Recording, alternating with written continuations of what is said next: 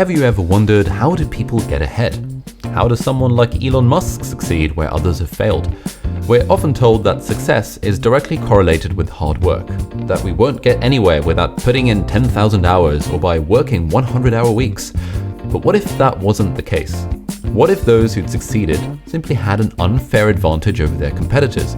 And what if we find out that we've all got our own set of unfair advantages that we can use to succeed in our lives as well?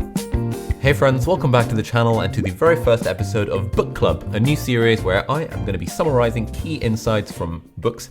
And today we're talking about the unfair advantage, how you already have what it takes to succeed. It's written by these two entrepreneurs and investors, Ash Ali and Hasan Kubba, and it starts with the thesis that life is fundamentally unfair. When we're looking at successful people, they normally didn't just get there with hard work. There was normally other stuff that played a strong role, like luck, circumstances, privilege, that sort of thing. And the equation that came to mind when I was reading through the book was that success, however we want to define it, is some sort of combination of fair play and unfair advantages. Fair play means factors that we would look at and think, all right, mate, fair play. Like, let's say there's a startup founder who gets up at 3 o'clock every morning and then goes for a 2-hour run and then kind of hustles on his or her laptop all day and just like works really, really hard. That would be a fair advantage. We would say, all right, mate, fair play to that. In a way, it's something that any of us could replicate if we wanted to, and therefore it is fair. But that same startup founder, let's say his or her parents was super rich and invested $500,000 into their company from day one. That would be an unfair advantage. It's an advantage that really helps the business, but something that the rest of us can't easily replicate. The unfair advantage is about distilling kind of one of the root causes of success that isn't spoken about. And that's essentially that life isn't a level playing field. Everybody has different strengths and weaknesses inherently. That's number one anyway. But number two, circumstances are different. So people have access to a network, to finance, or the right location, the right timing. As Hasan explained, unfair advantages aren't just about our strengths, they're also about our circumstances. Basically something that gives us a competitive edge, something that someone else can't easily replicate. And one of the main ideas of the book, which is why the subtitle is How You Already Have What It Takes to Succeed, these unfair advantages aren't just for people who are rich and famous, they are for everyone. We all have our own unfair advantages in our own ways. How do we find out what our unfair advantages are? Well, we can use the Miles framework. Where did the Miles framework come from? Is that something that you guys came up with? Yeah, something Ash actually initially came up with is the Miles framework. Yeah. Just breaking down into money, intelligence and insight, location and luck, education, expertise and status. So we developed into that. And then we thought, okay, where does mindset fit in? And then we thought, okay, this is all on a foundation of mindset. If you don't have the right mindset, you're just not going to get anywhere. Let's start with M, which stands for money. Let's take Evan Spiegel, the billionaire co-founder of Snapchat,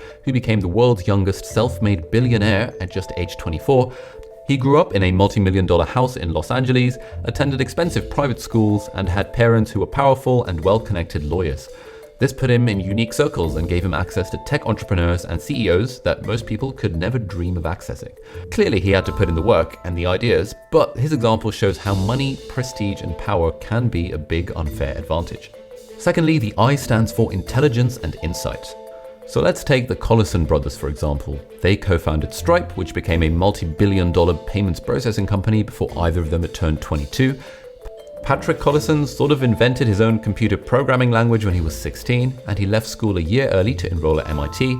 His brother John finished with the highest ever score on his leaving certificate, sort of the Irish equivalent of A-levels, and he'd been accepted into Harvard before he'd even done his exams. And yes, of course, loads of hard work and effort went into it, but I think it's reasonably fair to say that the Collison brothers' intelligence was some sort of unfair advantage. Thirdly, we've got L, which stands for location and luck. And as Ray Kroc, the pioneer of McDonald's, once said, the two most important requirements for major success are first, being in the right place at the right time, and secondly, doing something about it. Location is clearly important. For instance, businesses cluster as they do in Silicon Valley, and the right location can be key to unlocking opportunities, making connections, and accessing a target market. Luck is even more interesting, and I'd probably argue that luck isn't really an unfair advantage. I'd probably put it into the fair play section instead. Yeah, there are going to be some lucky breaks that are, as Professor McGonagall says, sheer dumb luck. But a lot of the time, we can sort of manufacture our own luck by just exposing ourselves in a non-weird way to more things. Ash and Hasan talk about this in the book as well. Take more action, do more things, meet more people, go to more events, blog about your startup, produce things and publish them, get feedback, put more stuff out into the world. And the idea is that as we expose ourselves to more of these opportunities, we get a lot more luck coming our way. So in a way, the more of this stuff we do, the more of a surface area we have for serendipity, the more we allow luck to appear, and then we can take advantage of it. So I think that's more a sort of fair advantage rather than an unfair advantage. Moving on, the E stands for education and expertise. Right, let's be honest. Having a fancy degree from a fancy university probably is an unfair advantage, depending on what you're going for. Like, let's say hypothetically you wanted to start a YouTube channel aimed initially at medical students. If you happen to be a medical student at Cambridge University, which is famously a good university, you'd probably want to plug that wherever you could, because yeah, that's your unfair advantage. It's something that other people in that space can't replicate very easily, and therefore it becomes more interesting, more brandable. Beyond that, in the book, Ash and Hasan say that there are basically 3 benefits to a good education: knowledge, network, and signaling. But to be honest, for me and most of my friends, the majority of our medical knowledge comes from books and the internet, not from our fancy university degrees. When it comes to network, yeah, fair enough, being at university unlocks a certain type of network. But when it comes to signaling, like increasingly, especially in the startup world, people are caring less and less about where you went to university and much more about what you've been doing on the sides or what skills you can bring to the table. Our value, the unfair advantage doesn't necessarily come from the specific qualification that we've got, although it can, but more often than not these days, it's coming more from our expertise, and that is something that we can build on our own by learning in our own time. And education, it's not just something that's done to us until the age of 22. It's a lifelong endeavor that you can take online classes and stuff. In fact, if you want, you can even check out my own online class on how to edit videos if you want to become a YouTuber and stuff on Skillshare. Link in the video description, not sponsored. Finally, we have S for status.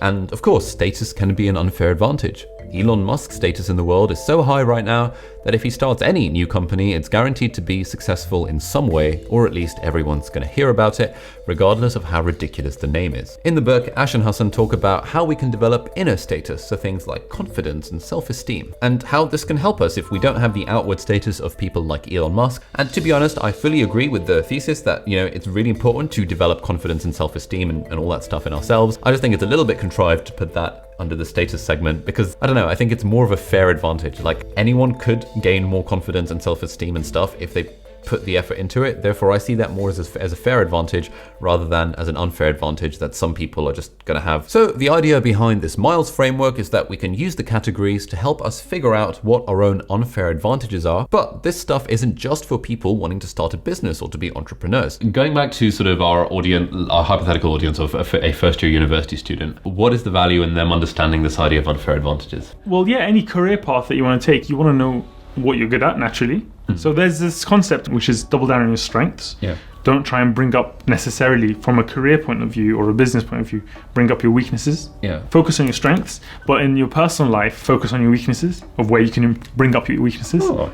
You need to know what is going to be the path that's least resistance for you. So to determine the path of least resistance, you kind of have to know where do you have an unfair advantage. What would you say to people who say that they don't have any unfair advantages? Everybody has unfair advantages. What might seem like a disadvantage, you can actually turn into an advantage. So one example is having little money, which a lot of us starting off in business might have little money, very, very tight budgets or hardly anything to invest. That's how I started off, just hardly anything. I had saved up some student loan, maintenance grant and loans and stuff, and I just kind of saved them up and been a bit frugal with them, which really helped. But having little money makes you more creative. That necessity is the mother of invention kind of thing. I've had a lot of startup founders kind of pitch us, and when they've had money behind them, their path to growth is like, yeah, Google ads and Facebook ads, but there's no creativity there. You're just burning money, and it's going to be very difficult to sustain that, especially in the early days before you know that the market, the customers really like your product. You don't want to be doing that. Having less money and less status, let's say socioeconomic status, can give you more of a fire in your belly to succeed.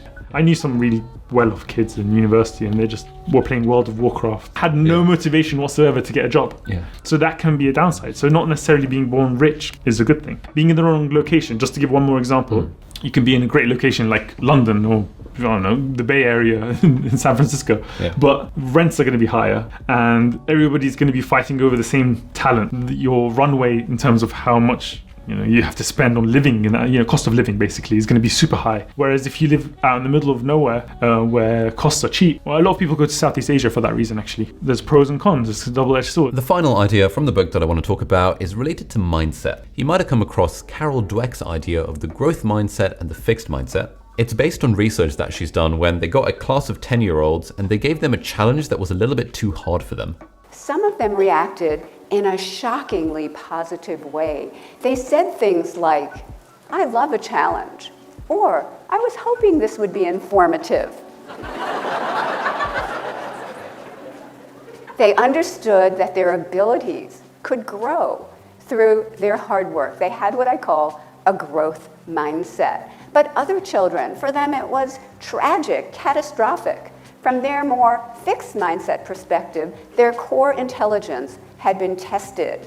I've been preaching about this growth mindset stuff for years to my friends and family and anyone who'll listen. Basically, this idea that our abilities aren't fixed, we can grow, everything is learning experience. And that's why I have less than zero qualms about putting my hand up to ask a question in class or in a lecture, or looking like an idiot, because I recognize that it's all a work in progress. It's all part of the process of improving. It's all part of the growth mindset. But one of the issues with the growth mindset, in fairness, is that you can kind of take it too literally. So taking this sort of thing into account, Ash and Hasan in the book talk about an evolution of the growth mindset that they call the reality growth mindset.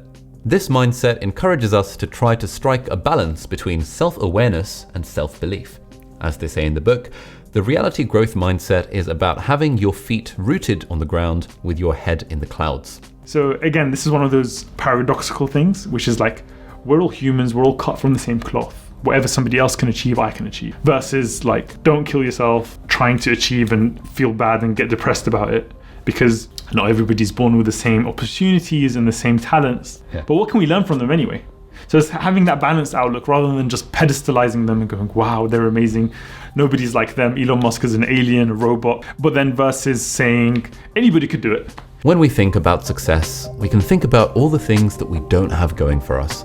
We can fixate on the privileges that we don't have, but when we do that, we blind ourselves to the unfair advantages, the competitive edge that we do have. We often don't appreciate that wherever we are, whatever stage of life we're in, we've got so much to be grateful for. As Ash and Hasan talk about in their book, it's not about focusing on the negatives. It's about knowing the realities and leveraging the unfair advantages that we do have to help us live our best lives. Thank you for watching.